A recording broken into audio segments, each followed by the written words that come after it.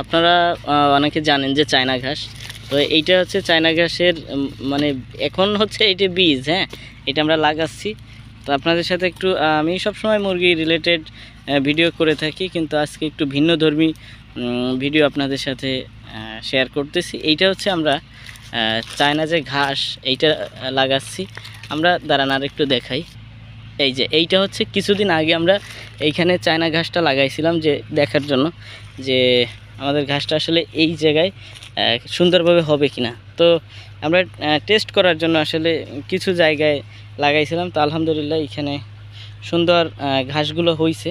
এইটা হচ্ছে আমরা আমাদের কিছু গরু আছে, এই গরুকে এই ঘাস খাওয়ানোর জন্য এইখানে লাগাইছি। ঠিক আছে, আমাদের এইখানে ওইভাবে ঘাস পাওয়া যায় না, এই জন্য নিজেরা এই যে একটা বড় সরো মোটামুটি আর কি জায়গা দেখতে পাচ্ছেন, এইখানে সব এখানে হচ্ছে আমরা এই ঘাসের চাষ করব।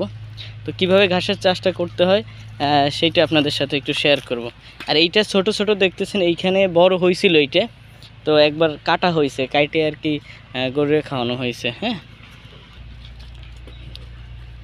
দেখেন কাছ থেকে যদি দেখাই, এইটা হচ্ছে আমি ক্লিয়ার, এই যে একটা গিরে থাকে। হ্যাঁ, এই ঘাসের এই যে একটা এই যে এই সবখান থেকে আপনার এক একটা চারা বেরোবে। হ্যাঁ, এইটা হচ্ছে এবার রাইখে এই যে ভাই সে ফালি দিচ্ছে, এবার আপনারা ফালি দিবেন। ফালি দেওয়ার পরে এটা আবার মাটি দিয়ে বন্ধ করে দিতে হবে। ঠিক আছে, আর এটা সবচেয়ে ভালো হয়েছে কি যে এইখানে ওই ট্রাক্টর দিয়ে চাষ দেওয়া হয়েছে, মাটিতে মানে আগলা করে দেওয়া হয়েছে। হ্যাঁ, এখন এই যে আগলা মাটির উপর কিছুদিন শুকাইছিল, উপরে চালাটা শুকানো, এবং এইটারে টান দিয়ে ফালি বানিয়ে ভিতর দিয়ে দিচ্ছে, একজনের দিচ্ছে, একজনের যে ফালি দিচ্ছে। এরপরে হচ্ছে মাটি দেওয়ার পরে